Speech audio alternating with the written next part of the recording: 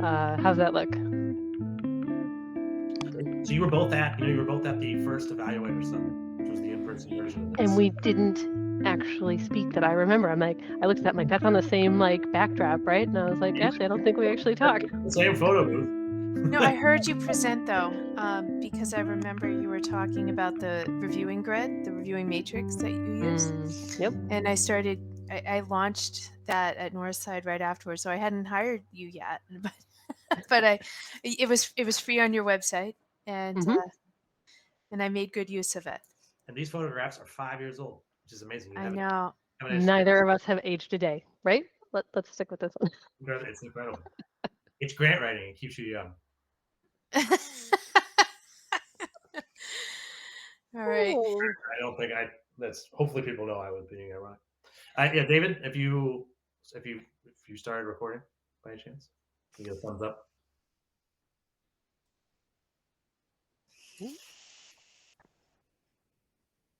Oh, David, could you confirm you were recording? He might have stepped away. He's helping us out while he's at work. Yes, I see that we're recording in the chat, so I think we're good to go. Okay. Great. Yeah, I just moderated the whole panel, so you guys take the lead. All right. Okay. We've got Well, Diane here today. Enjoy yeah. listening. Thanks. Uh, this is going to be fun. Instead of talking about specific applications, which is why Ashley and I are usually together, instead today, the Unfunded List team has brought us together to talk about common grant proposal questions. So some non-deadline driven conversations for Ashley and I, a little scripted, a little unscripted, right? We're going to see what happens. I'm Diane Leonard of DH Leonard Consulting and Grant Writing Services, a national boutique grant writing firm. I'm Ashley LaHoo, the Director of Development and Public Relations at Northside Center for Child Development. We're a nonprofit in New York that provides behavioral health, education, and enrichment services to 4,000 children annually. And in that role, I actually work with Diane. Diane and DH Leonard do all of the foundation and corporate proposal writing and reporting for Northside. So we've got some stories, but with all due respect to the funders, we won't use any names and rather we'll be thinking about the best way to approach proposals, right? I think that was our agreement, wasn't it, Ashley? Broad strokes, things we've learned over our time together. Yes. That's what so on the screen, these are the 5 questions that the Unfunded List team asked us to try and tackle. I think it's fair to say that we're always trying new ways to tackle some of these really common questions that we see in different applications based on word and character counts. We've got a slide for each of the questions, and we'll kind of see where the conversation goes, what ideas we have. And I know we've got some folks that we're going to be joining live, also recorded. So I know that I'm happy to answer questions. You can find me on LinkedIn. Ashley, you're on LinkedIn too, right? Yeah. So Absolutely. that's probably going to be the best way if you have like other ideas or answers to these questions. We're happy to entertain them either in the chat box live or via LinkedIn after. Absolutely. So question 1. What is the problem you're trying to solve? I feel like maybe you should start, Okay, Ashley. no problem. Um, so I think that there's a few ways to address this. One thing that I've seen a lot of grant writers do is spend so much time talking about the problem and documenting the problem and getting into the statistics of the problem, because this is sort of the air we breathe, that the proposal ends up being a little heavy, focused just on the problem with only a paragraph or two about the solution. So, the way that I like to address this is to have the problem that we're trying to solve be very crisp, maybe a paragraph or two, but be setting you up and your organization up for coming in with the solution in a way that motivates the funder to want to invest. So I think that the best way to do this is, your community, you know who you're working with, you know the issues that you're trying to solve, find the most relevant statistics, and then make it specifically about who you're serving and why you're the ones who are able to fix the problem. Yeah, great points, Ashley. And what that made me think of is you were talking about what's going to like engage with a funder. Um, in our sentence intros right there, I didn't say that I was a grant maker earlier in my career. Right. And so when you think about what's going to help someone understand your work, that's one of the things that having not an overwhelming amount of data, but enough data to engage a reviewer and give some context is really helpful. So, Ashley, you're Hmm. in New York City. Right. I'm in far, far, far upstate New York in the Thousand Islands, right? And when you say New York, most people, even in New York State, are going to assume you mean New York City. So if we're talking about the problem, the need, the issue we're trying to solve, and I said New York, people are not going to think of, and to the rural panel's point earlier, people aren't going to think about Jefferson County. They're not going to think about small communities, little hamlets of Right. 1,200 people, right? And so some context about the problem too, to say, well, here's what the poverty rate is in our county versus our region versus the state versus the country. Not that you need to give all four, but what is the right context to give so that the reviewer understands a little bit more about where you are and what might be different and unique about the community. I think that's something else that in that section, like what's the problem, the need, I found that to be really helpful because as a reviewer, if I'm not from your community, you're leaving me space to make a lot of assumptions. Right. Yeah. Absolutely. Yeah. Um, when we think about problems, Ashley, what do you think? I know your preference for writing style, but let's tell everyone like in-text citation, footnotes. What do Oh, you think what is the level that's going to help show that you're the expert in your data? What sort of things do you like to see cited or the way you like to see them cited? I don't like footnotes. Maybe if it was, a huge government grant, that would make sense. But, we're talking about, just a few pages. So I just like an in-text citation with the name and the year of the source or the website, especially now because so much has happened, of course, around the pandemic and the after effect. The newer the information, of course, the better. I used to like things that were, I don't know, maybe within like the past 5 years, but now I feel like any information that's pre pandemic now has to be qualified by also having a source like, and here's how it got worse after COVID. I agree.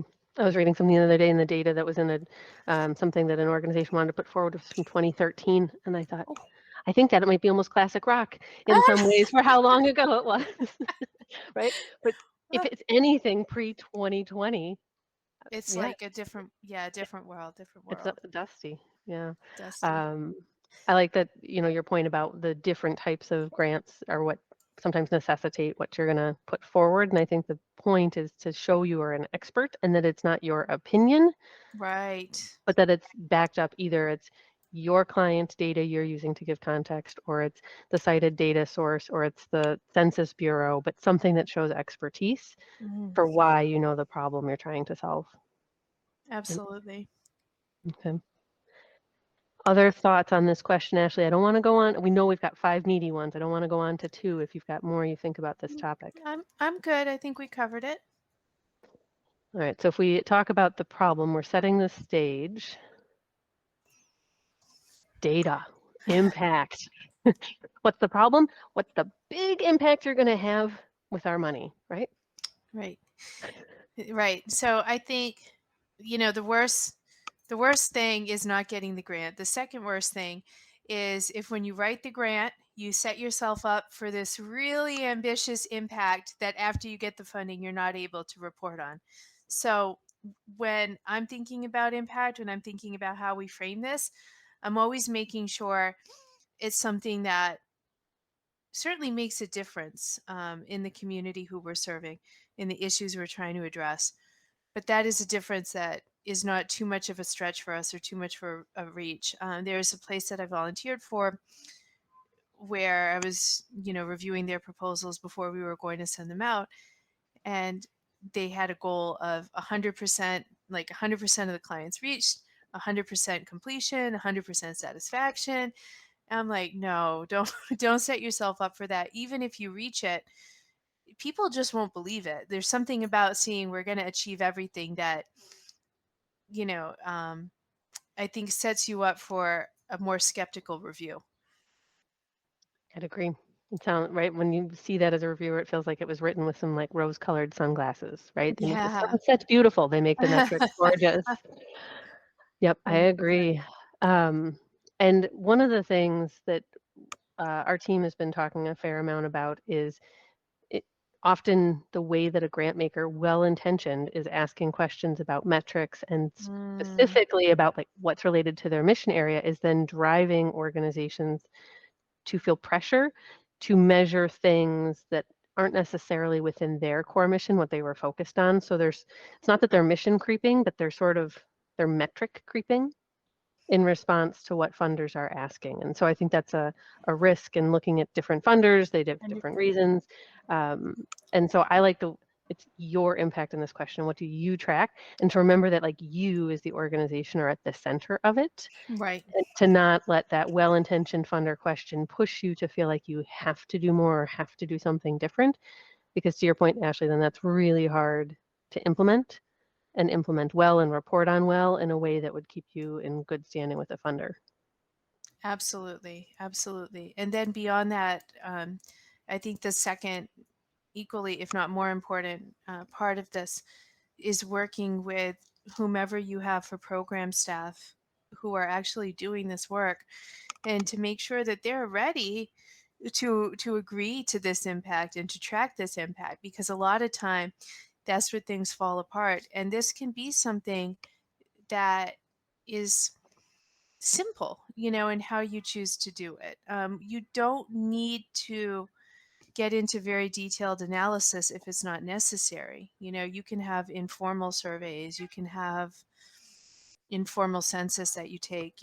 There's ways to do this where it does not have to become hugely burdensome. Of course, then there's much more detailed ways you can do it too, but I think don't overcomplicate it. Yep, I think a lot of organizations under u- um, they underutilize their ability to analyze their own work or to give some Right. analysis time on a survey, and that's well, salary expense, less expensive, but also incredibly valuable. And so, yeah, there's a wide range. It doesn't have to be um, always at the high statistical significance level. Sometimes that's what's appropriate for different funders, certainly, Absolutely. right? But like such a wide range for what folks might track. So Absolutely.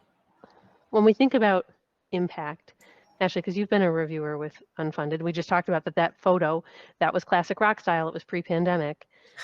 So I know you've read a lot of unfunded things. Do you remember, is there anything that stands out, something you've read that even now, like you remember reading for an interesting way that impact was told as a story? Is there anything that stands out for you? Yeah, so I was just going to say that actually what I remember are the stories.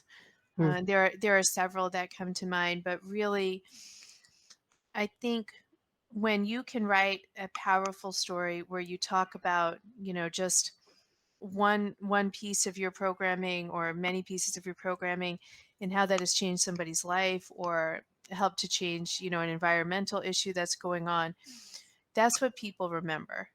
And so there's a lot. I do a lot of review of different educational grants for the unfunded list. So I know I've read quite a few about people who, at all ages, the educational work that our wonderful organizations do has just had an impact on the rest of their life. And that's very powerful. Yeah, I can imagine, and some of that being longitudinal, right? Like the long-term impact if you're able to follow someone. And to me, the stories then that like come to mind, there was one that was a sports-based organization. There was one that was actually talking about food deserts in urban cities, totally different type things, right? The Right. variety of things we read through the unfunded list, but the ones that always I'm like, wow, that was really good. They're the ones that I come then to like the family dinner table and I'm like, did you know Yeah. about this and about like this? Or and so I'm talking about the organization and like that the need.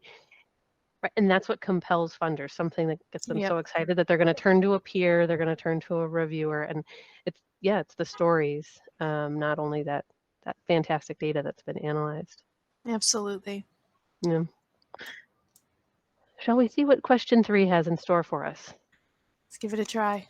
I don't have them memorized. They're all good questions, but not always in the order we answer them. Oh, okay. How are you different? How are you innovative? This is really important. I think a lot of the times what I've seen is that there hasn't been enough specificity in how organizations answer this. So the real work to get to this question, you might have to speak to several people throughout yours. For some, it's going to be very straightforward. We're the only place working on this issue in this community. Great. Then it's, very straightforward. I've seen those too. But if you're in a more sort of saturated market, I think you have to, like we are, I think you have to ask very specific questions and think about maybe the blend of programming that you offer, how your approach is unique, how there's something that you're doing or some way that you're partnering where you're not duplicating the services of other organizations. Because I think one of the things that the funder is really asking is, well, why you? Why are you special? Why shouldn't I give it to whomever? Which goes back to the need and the impact. So in some cases, it's very straightforward. And in others, I think you have to ask some really serious questions. And, sometimes it can be very hard. I've worked at places that frankly weren't different than other organizations tackling the same problem. So then you have to come up with a different answer. And I think sometimes when there is a lot of similarity between organization A, B, and C, in maybe a larger community, maybe a mid-size, maybe something smaller, but maybe it's that, well, we are doing similar type things, but we work in this part of the county and they work in this part of the county and they're Right. over here, or like these are our city lines, and the way that we know we don't duplicate where we offer services or which schools somebody's in is because we talk once a month, or we are on a collaborative panel that the United Way facilitates, or like what are the specific details of how you Right. ensure that you're not duplicating efforts. Because I think the reason funders care about this question in part is to make sure that, well, if I give you 50,000 and you 50,000 and you 50,000, like how much are we duplicating our effort? Should I split the 50,000 across you or have a different Exactly. philosophy, right? Our answer is give them to all three. They're doing great work. Right. If only. Right, nice theory. The innovative word, though, I don't know, that pushes some buttons for me, because some funders use it on purpose, Right. and that they're like, tell us about innovation, Right. and then people feel like they have to always create something new in Right. order to get funding. So that word for me, it's a little bit of a hot button today. I don't know, how's that? Yeah. Well, I think it's a buzzword. And I think sometimes, again, like for some organizations, it's going to be very easy to answer.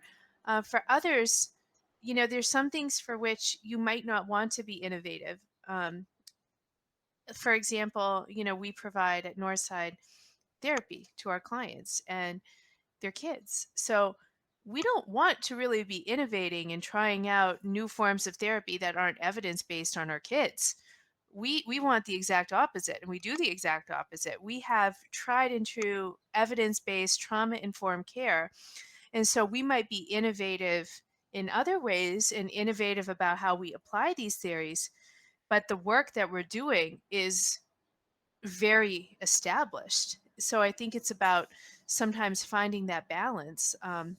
Because I think the other thing that they want to see is that this is an organization that's looking at new answers to old problems, or that's not going to get stuck in a way of doing, delivering programming or doing business that doesn't work. But I think, the flip side of that is there's a lot to be said for stability, which goes into another question that we have about sustainability. If you have found a way that is effective and that works, you're good. I think that it's a little bit of a trick question. Yeah, I think that's fair. And it's not that the funders intend for it to be a trick question when we're looking to answer them in 250 characters. But yeah, there's a lot of depth to the question for what it means. And I like what you said. like past performance, track record of success should Absolutely. come into consideration. Not always just feeling like you have to create something shiny and new in order to get funding.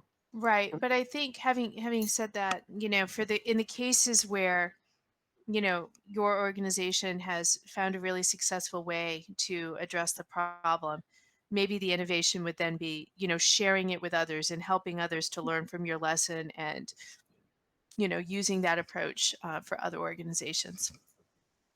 Yeah, absolutely. A lot of the people want to go after kind of those big national funders, right? Some of the big blue whale type funders, Right. and a lot of the time, what stands out is I tried this, we tried this in this specific situation, and now we Right. want to share that across our region or across the entire country. And then all of a sudden, while you're maybe a geographically focused organization, now you have become something of interest to maybe a larger national funder. So great point.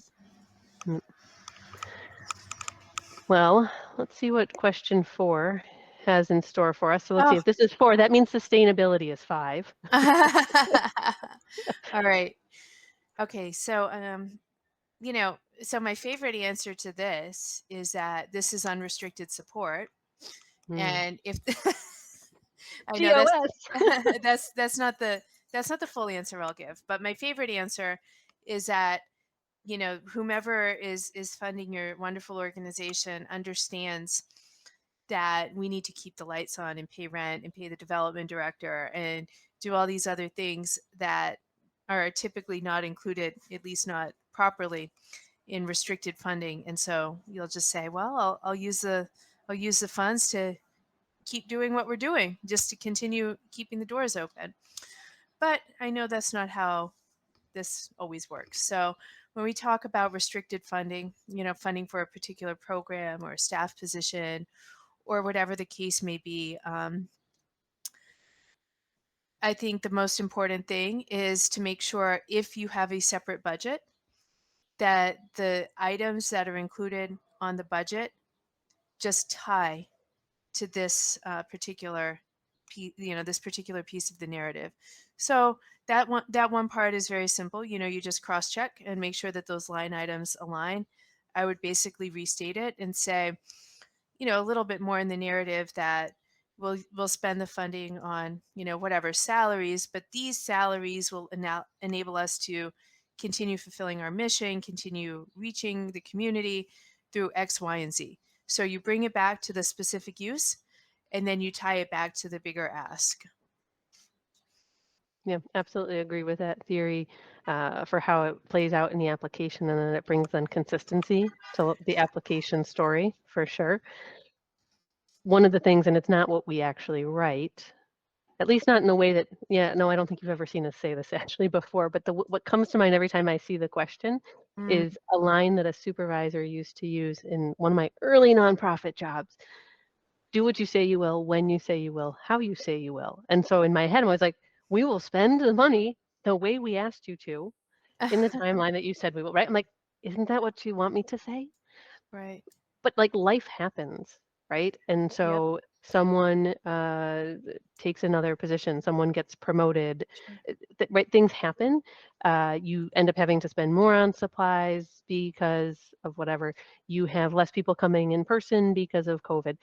So acknowledging in this question that life could happen, you could like be Sure. embracing agile values of responding to change over following a plan, and we watch our financial statements against this like restricted grant, and we'll let you know if like we would need a modification or anything's different, Sure.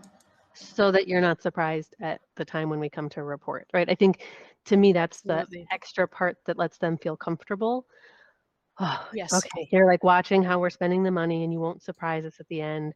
I think that's also part of what they're looking for here, that might help, everything else equal, might help you stand out from the crowd in a pile of applications, which we know is the case for literally all foundations these days, just an overwhelming volume of applications. 100%. Absolutely. Yeah. Now that was a good use of 100% though. We like that kind, right? Not in our narratives, but we will spend 100% of your money. Yeah. So we know what 5 is. And it's the Yes. biggest and I think the least favorite of all. All right. This is what I think. The foundation wants to know that there are other sources of support for your project.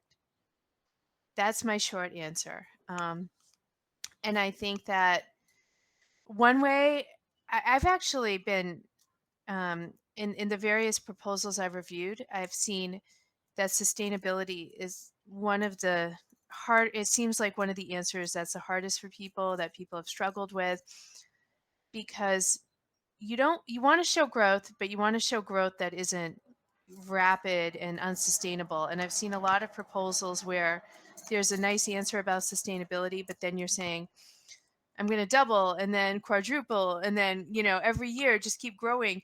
And it's like, no, that's not how it works. So I think part of it is you need to be consistent. I think definitely showing other sources of funding.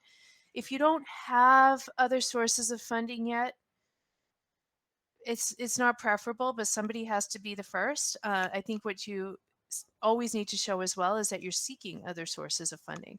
Now, you don't need to give the amounts or go into too much detail if it's not requested, but I think they need to see that you have diversity in your support and that you're not planning to exhaust that support right away. Yeah. And I think part of why this is dreaded is because there's an underlying, well, if I knew the answer for this, for always how we would sustain ourselves, would I always have to be like writing the Right. grant applications and submitting, right? At Grant Professional Association conferences, there's one in particular. Yes, it was pre-pandemic, but it comes to mind because two colleagues were speaking on the subject, and the room was literally packed to the point where people were like spilling into the conference hallway, and they had to come in, like the conference organizers, and say, we currently are against fire code. Like, everybody hold, we're going to put you in a bigger room, right? It just literally, it was spilling. And these are people who talk about grants all day, and it just, the desire to figure out the best way to answer this question and the different ways it pops out, it's a constant struggle. So in some ways, it makes me feel better that others find that this can be difficult, because I don't think all funders have this, well, for any question they ask, there's no perfect answer for all funders, Yep. right? There's nuances to it. But I love what you said, Ashley, about like listing with appropriate detail level other sources of revenue. And so maybe it's talking about that you've got a grant and you've had a relationship with them for 3 years and you anticipate continuing to focus on that. Or we've been diversifying. We've got, a few multi-year funders, but we also then have some corporate relationships that have just started that shows like the diversity of the types of revenue. You're not dependent only on one. So when it's appropriate, when possible, I think showing not only by dollar amount or like name dropping, but by kind of that relationship piece and the longevity of that, I think is another way to do that and see if it ties to the revenue portion of your budget. I guess more so if it's restricted, right, than if it's general operating, Right. or you would connect the names there. But I love to start with that sustainability question by having, if it's a restricted grant, having the revenue section up for the budget, because there's your plan, right? Exactly right. Here's what we think we've got going on, and here's how you're going to help us fill the gap or be the first funder in so that we can, take XYZ actions. So yeah, that's kind of so that it's not the blank page or like the cursor that's blinking, trying to come up with a new sustainability answer. Absolutely. No, that's a great point.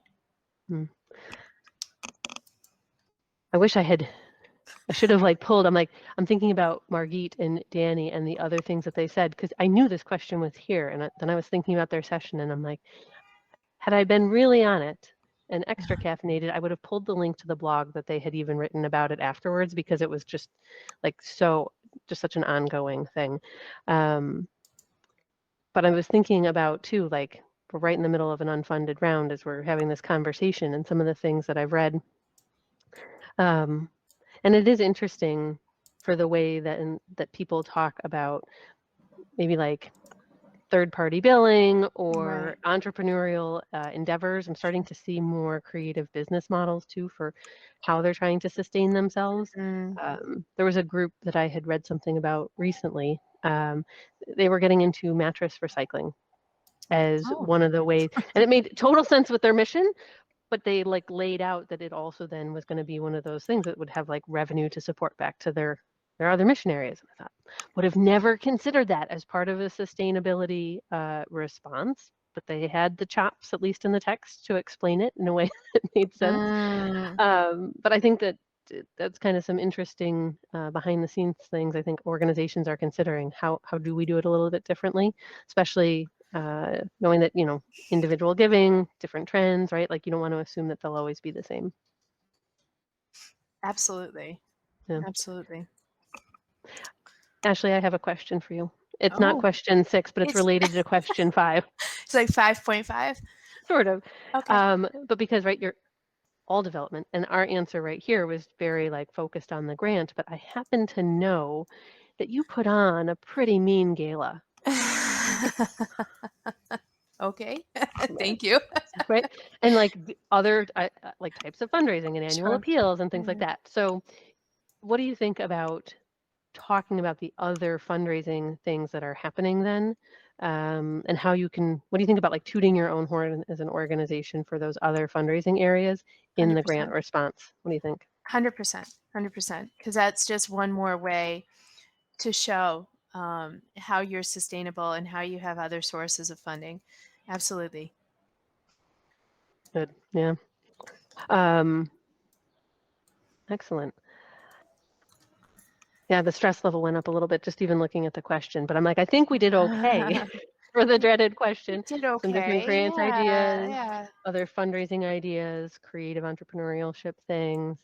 Maybe everybody will feel better knowing that even, right, folks that have been in the field for, All right. we'll just say a while, like it's a question that can trip folks up and is often, I think any of these questions could mean you want to like phone a friend in the organization. Hey, we're like struggling with this. We want to say it this way. Talking to your supervisor, your executive director, talking with another grant professional, trying to see like if there's a different way to talk about your work. I think that's the other thing that I find helpful.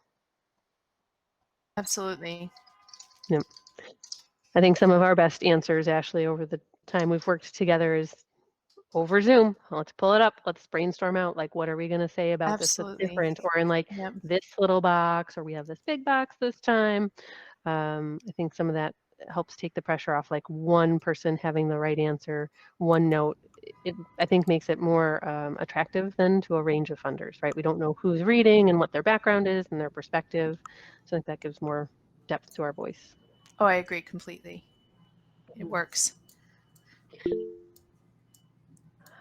Well, I see that Dave has a question for us. Dave, we Oh, only have 5 questions on our slide. I see he Not very- raised a hand. He might have a Right. comment. I honestly haven't raised my hand for any reason in a long time. But that was fun. That was a fun experience. I have a question for you both. Would you like me to take the slides down or leave this one up? It's not about the dreaded sustainability question. Although I agree generally with Ashley, having been a couple times a funder who's asked that question. They want to know that they're not, it's probably, and it's not necessarily because they don't want to be the only one funding, but like there's a very low chance of organizations like that working out. And some legal realities, like the public support test and some other things that if they're private foundation or whatever. Yeah, and that's what they're asking. And like when I've been asking that in the past, I just sort of want to know how you sustain yourself. And it's certainly, I think most funders don't know the extent to which it makes folks uncomfortable. The question for you though, like you mentioned before, we got to see some of it, very collegial relationship between the two of you, right? Because you've been working professionally. But can you talk a little bit about being a development director who works with a grant writer and the process, the workflow, and all of that? Sure. Yeah, absolutely. So we decided to work with a grant writer who was not a staff member because we realized that by contracting with a firm such as Diane's, we would have access to a greater sort of knowledge base and range of writers who could help. So that was sort of what led to the decision. I think the process is really, ideally we try to get some boilerplate language about all of our programs, and we update that about once a year. In doing so, we work with our program staff to make sure that we're being current, that we're capturing, current programs, current goals. So that's something that usually around the summertime, I think, Diane's staff will do new drafts of all of that, and then I'll share it with the program staff, and then we'll come up with something that's final. Typically, it depends. Once we have approved language, we change it, of course, for each application. You never want to say exactly the same thing. What you really never want to do is to submit the same application 2 years in a row. So you got to make sure you change everything every year. Maybe this year. So, what we do is then, I'll do, so Diane or her team will send me a draft. I'll do a first review. If there's anything that needs staff, finance, executive director, whatever, they'll call that out, and I'll speak with my colleagues, make those changes. Sometimes there's a process where what my colleagues and I think should be in the grant are two different things. And, we're pretty good at this point of meeting in the middle, because we realize, it doesn't serve anybody to get some crazy deliverable and then the program staff are like, no, we can't do it. And then everybody resents each other. So, ideally that's the process. It changes based on the specifics. Sometimes you have a really tight turnaround and we can't do it in as much detail as you would hope, but that's basically what we do. And you are, as I understand, quite fortunate to have Diane. She Yes, is of like course. the rock star of all grant writers. I would never say such a thing. I'm I- very proud of my team, but If I told you this story, the classic rock star. everybody in the audience should appreciate how fortunate they are to be able to hear from you. When I early on in Unfunded List, I was like meeting with someone who was a grant writer and like asking them to evaluate proposals with us. I got some guy doing some work. Just come on, come and go. Where was I? Yeah. So early on, I was. Sorry, what was I talking about? I got distracted when the guy came in. I am completely off. Oh, Diane. Yes. So I was trying to recruit a grant writing friend of mine to evaluate proposals, and she asked to like see the list of who was evaluating already. I guess kind of like the like sustainable funder question, right? She wanted to know she wasn't the only one reviewing proposals, and like Diane, you've been reviewing for a long time, so you were on the list. And she was like, it's not the Diane Leonard. Your name on the list. And I was like, yeah, I think it's the Diane. Wow. you don't know, because that's why there's an H in my name, because Diane Leonard is an impressionist painter, and so like that's a thing. You never know. She had seen you speak at like a conference or something. Hmm. I have an actual question in here. You are pretty involved in the like professional grant writers universe. You go to GPA conferences. I think there's a point tallying system, perhaps, and all kinds of stuff. Yeah. Can you talk just a little bit about that as we go out? And maybe we'll take some questions and then we'll wrap things up. But can you talk about sure. like being a grant consultant and the world of that? Yeah, it is quite a world. I've been in it for over 17 years now. And so I'm a GPC, which is a grant professional certified, and as are almost all the writers on our team, or they have another high degree.